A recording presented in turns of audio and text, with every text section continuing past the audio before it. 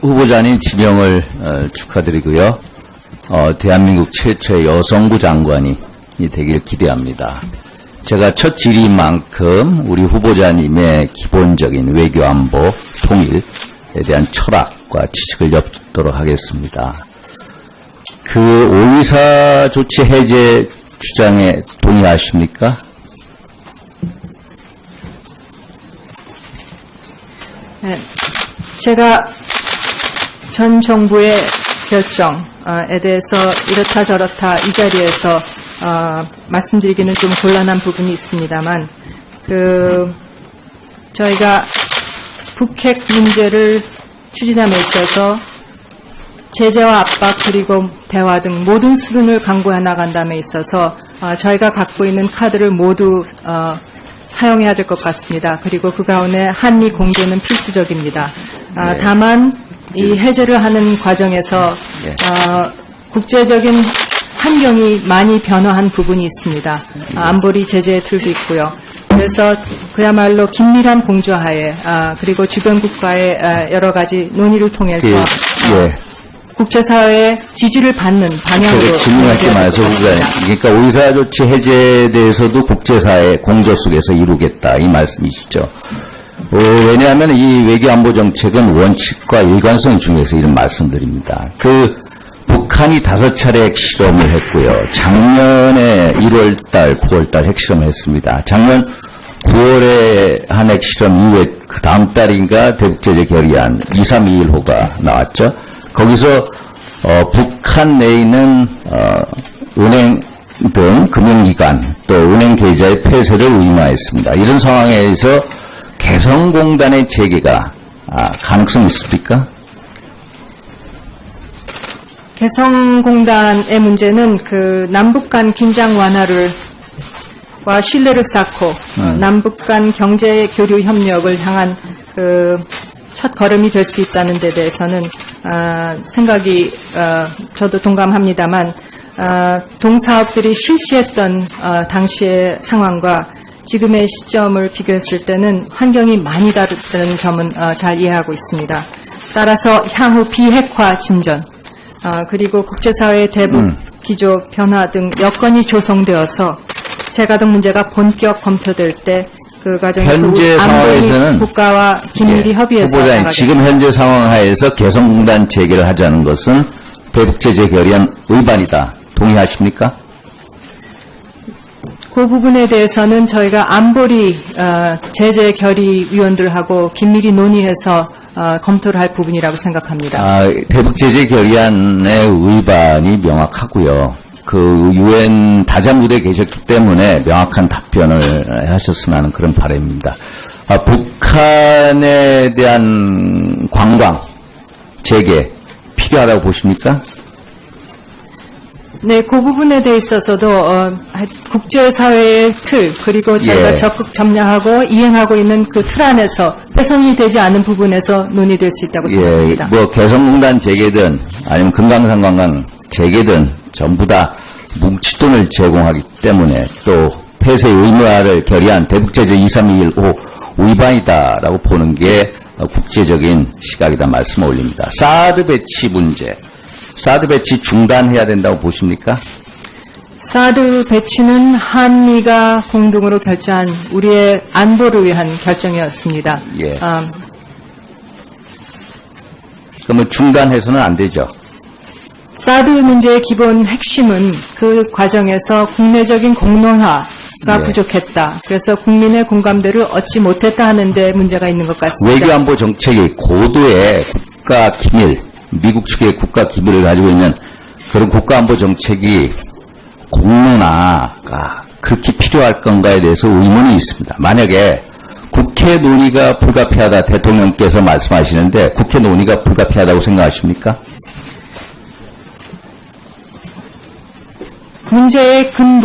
문제의 핵심이 바로 그런 부분에 있기 때문에 국회를 통한 논의가 필요하다고 생각합니다. 그 대통령 의견이신데 저는 국회 논의 절차를 진행하게 되면은 사드 체계에 대해서 시시콜콜한 적나라한 그 군사 정보가 노출이 될 텐데 과연 미국이 동의할까?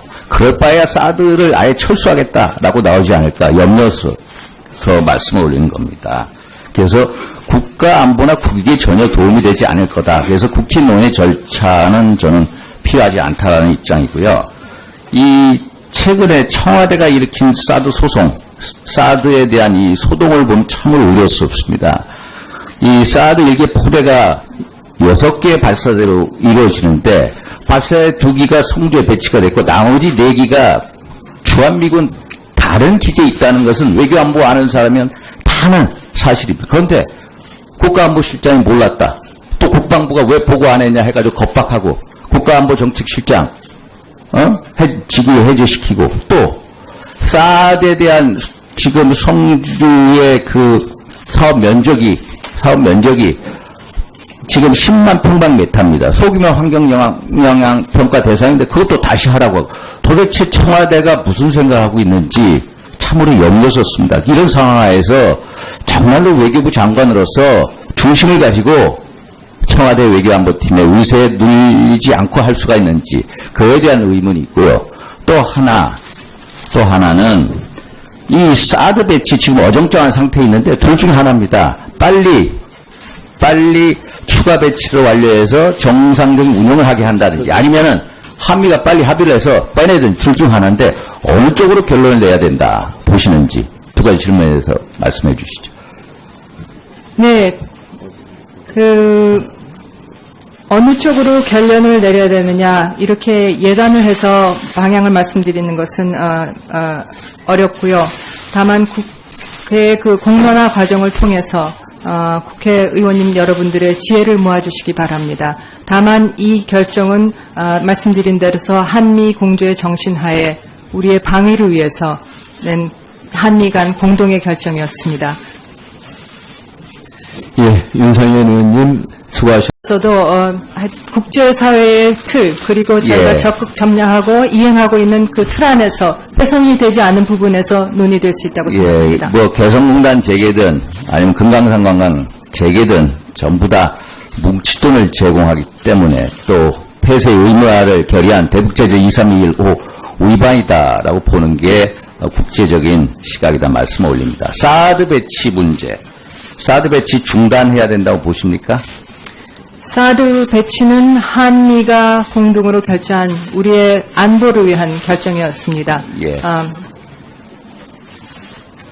그러면 중단해서는 안 되죠.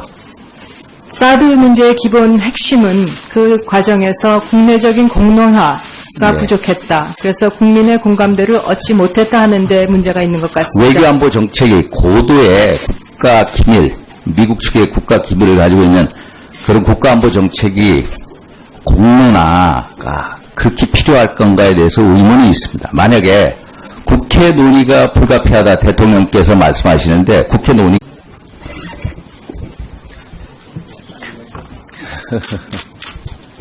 그 후보자님 지명을 축하드리고요.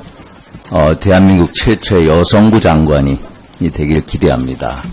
제가 첫 질의인 만큼 우리 후보자님의 기본적인 외교안보 통일에 대한 철학과 지식을 엿도록 하겠습니다. 그 5.24 조치 해제 주장에 동의하십니까?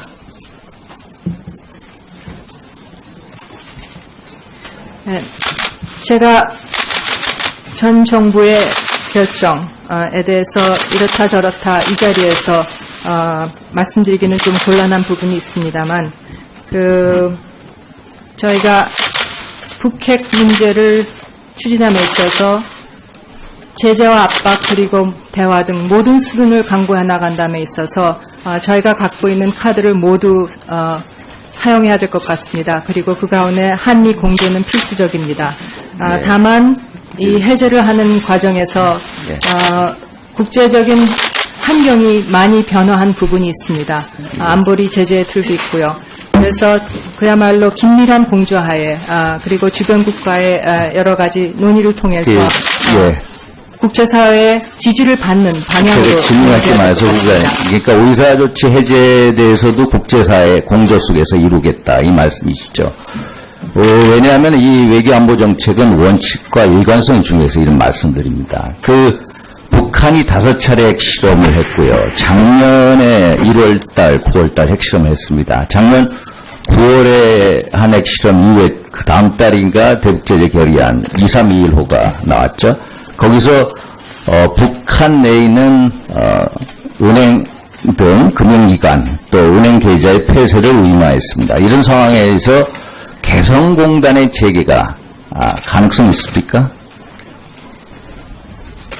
개성공단의 문제는 그 남북 간 긴장 완화와 신뢰를 쌓고 남북 간 경제 교류 협력을 향한 그 첫 걸음이 될 수 있다는 데 대해서는 생각이 저도 동감합니다만 동사업들이 실시했던 당시의 상황과 지금의 시점을 비교했을 때는 환경이 많이 다르다는 점은 잘 이해하고 있습니다.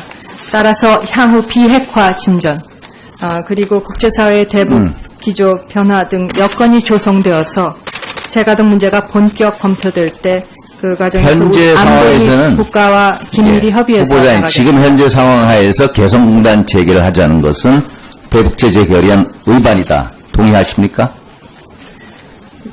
그 부분에 대해서는 저희가 안보리 제재 결의위원들하고 긴밀히 논의해서 검토를 할 부분이라고 생각합니다. 대북제재 결의안의 위반이 명확하고요. 그 유엔 다자무대에 계셨기 때문에 명확한 답변을 하셨으면 하는 그런 바람입니다. 북한에 대한 관광 재개 필요하다고 보십니까? 네, 그 부분에 대해서 이가 불가피하다고 생각하십니까? 문제의 핵심이 바로 그런 부분에 있기 때문에 국회를 통한 논의가 필요하다고 생각합니다. 그 대통령 의견이신데 저는 국회 논의 절차를 진행하게 되면은 사드 체계에 대해서 시시콜콜한 적나라한 그 군사 정보가 노출이 될 텐데 과연 미국이 동의할까? 그럴 바에야 사드를 아예 철수하겠다라고 나오지 않을까 염려서 말씀을 올리는 겁니다. 그래서 국가 안보나 국익에 전혀 도움이 되지 않을 거다. 그래서 국회 논의 절차는 저는 필요하지 않다는 입장이고요. 이 최근에 청와대가 일으킨 사드 소송, 사드에 대한 이 소동을 보면 참으로 우려스럽습니다. 이 사드 1개 포대가 6개의 발사대로 이루어지는데 발사대 2기가 송주에 배치가 됐고 나머지 4기가 주한미군 다른 기지에 있다는 것은 외교안보 아는 사람이면 다 아는 사실입니다. 그런데 국가안보실장이 몰랐다. 또 국방부가 왜 보고 안 했냐 해가지고 겁박하고